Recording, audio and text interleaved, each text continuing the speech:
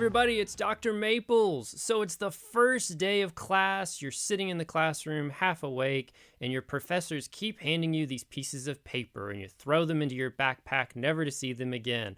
Well, stop right there, because what they just handed you, a syllabus, is actually a legal contract. We need to talk about that because this is an important document that you need to hold on to, and more importantly, it's something that's going to make your life a little easier. So let's talk about that today. Let's talk about what we find in a syllabus, why it's so important, what kind of information could be included in a syllabus, and also what you should and should not do with your syllabus. All right, we got a lot to talk about, so let's get started.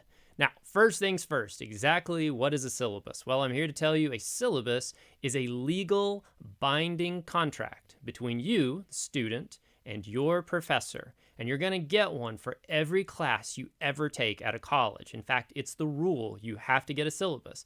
That syllabus will tell you everything that there is to know about that course, ranging from really boring things like where your professor lives, well, their office at least, how to get in touch with them, to even really specific important things like how you get a grade and when that horrible paper at the end of the semester is going to be due. Now, this syllabus will outline every component of the class. There's some legal requirements that are in there, legal language like, attendance policies, things like getting access to student services, and even policies about how grades are made, how they can be challenged, and so forth.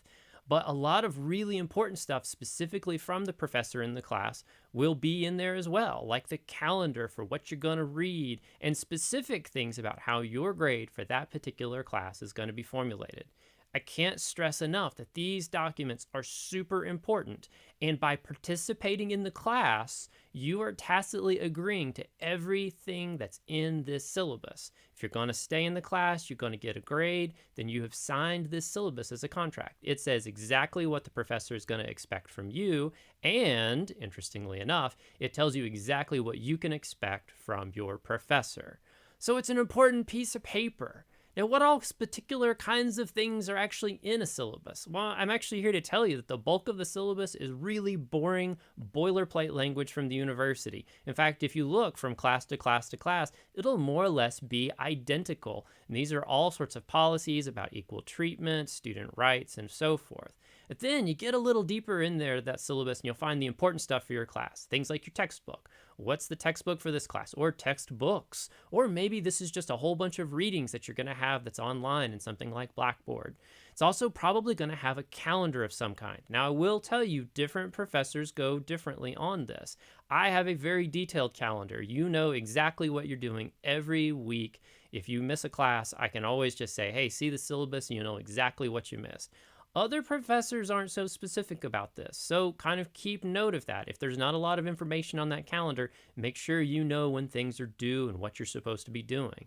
That syllabus is also going to have an explanation of how you are going to get a letter grade. And it's not just as easy as, oh, I've got a 90, that means I've got an A. No, assignments can be weighted specific ways. There can be penalties for turning things in late.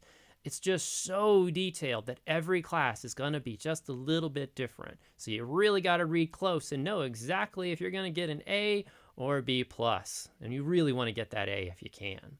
Likewise, there's going to be your contact information for your professor. It's probably going to have an email, a phone number, and their office location. Now, all professors are also going to have office hours for this class, and it's going to be specifically for this class or in some universities for all of their classes. But this is a time that you can stop in, chat with your professor, and ask questions. It's not a time that you can just drop in and chit-chat about nothing. This is a period of time that you're asking questions about the class.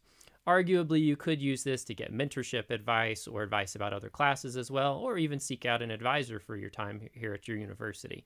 But this is a great time to introduce yourself and make yourself into a name and a face, not just a random name on a list that no professor will remember. And it's not because they don't like you, it's just we have so many students and we think they're all great, but we can't remember them all. So try to be a student that you can remember by dropping down on those office hours that you'll get from the syllabus. You'll also going to see something about late policies, like if you turn an assignment late, if you can at all, what the penalty is going to be. With my classes, I generally have a 24-hour window that I don't charge a late penalty, but other professors, the moment that the assignment due date passes, you're just out of luck. Well, you probably need to know. And to be honest, if you're a person that turns in lots of late assignments, pick a different professor. That's okay. Almost every class in university is going to be taught by another faculty member at some point or at that particular semester, and just find a better class that would work for you and take that one instead. Likewise, too, look through those policies. Make sure that you know them. If you need to be in class and they take attendance every day, know that. There's some professors that if you're 5 minutes late, they won't give you attendance at all for that day. And that's kind of useful to know if you're stuck in traffic and you're going to be 6 minutes late. Maybe that's the point that you just say, well, I'm going to get marked absent today, so I'm going to go to a restaurant and have some coffee. But you've got to know those policies, and it's all on you, because once you sign that contract by continuing the class, they don't have to tell you anything else that is in that syllabus.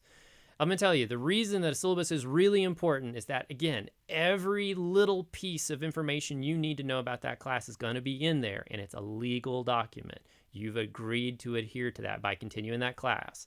And I'll tell you, anytime you get lost in a class, that syllabus is going to be your friend. You miss a class, look in the syllabus. You can find out what you were supposed to do. You don't need to write your professor and say, oh, Dr. Maples, I missed class because I had a cold. What did we do in that class that day? Well, I'm going to write back and say, get well soon. Look at the syllabus, because the syllabus is going to tell you exactly what you did. Likewise, thanks for staying home when you had a cold. I appreciate that. I excused your absence.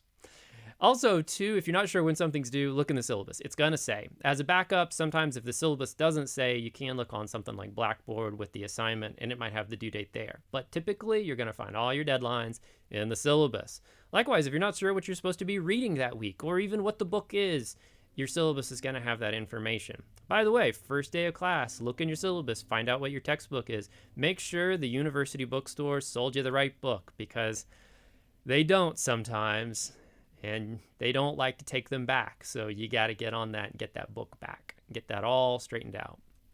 Now, let me tell you, the first day of class, I see all sorts of bad things happen with syllabi. I see them stuffed into the bottom of book bags. I see them thrown away. A legal contract that you have signed by being in the class, thrown away. They leave them on the tables. They use them to basically as scrap paper for their gum. They tuck them in books, never to be seen again, because they leave the book somewhere and they lose it.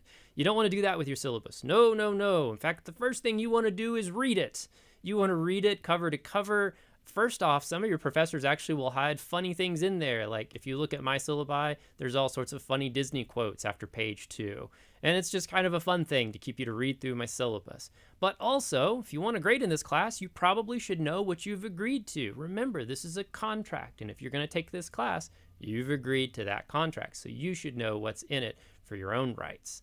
The next thing you need to do is take your cell phone out and take a picture of every page of your syllabus, front and back, because they can be printed that way, and then save those somewhere in your phone. The great thing about this is that even if you don't have that syllabus in front of you and you're sitting at a bar at 9 o'clock at night and you're like, is that paper due tonight? You can flip open your phone, find that page where you took the pictures of your syllabus, and then you can see, oh, it's actually due tomorrow, and have an enjoyable rest of the night rather than being worried about it. Or worse yet, going home early and trying to find out if it's due or not. You got it right there in your phone. Likewise, take that original syllabus and go ahead and put it on the wall of your refrigerator, or if you have like a student office or something like that, put it on the wall. Put it somewhere safe where you're going to see it all the time, and you know if there's a question, you can go right there. One of the things that I like to do is actually flip my syllabi up for all of my classes, even as a professor, and I put the calendar page up so that I can at a glance look up and know exactly where all of my classes are at any given moment. And then at the end of the semester, take that down and don't throw it away. Actually, throughout your undergraduate, you should hold on to your syllabi. If you ever think you might be going to graduate school, or more importantly, if you're going to transfer your classes to another university, say you're going from a community college to a 4-year college, you should hold on to your syllabi, because when you transfer your credits in, having that syllabi can help to answer any questions about making sure you get the right class credits. Your syllabi are important, so treat them as such. Remember, this is an agreement that you have signed with your professor, letting them know exactly what you can expect from them and nothing more, and what they can expect from you and nothing less. Take care of your syllabi, and it'll help take care of you. All right, that's all we got for today. Let me know if there are things that you'd like me to cover in the comments. I'll be happy to share my 10 years of teaching experience with you. Thanks for checking out. Subscribe and like, and we'll see you next time. Take care.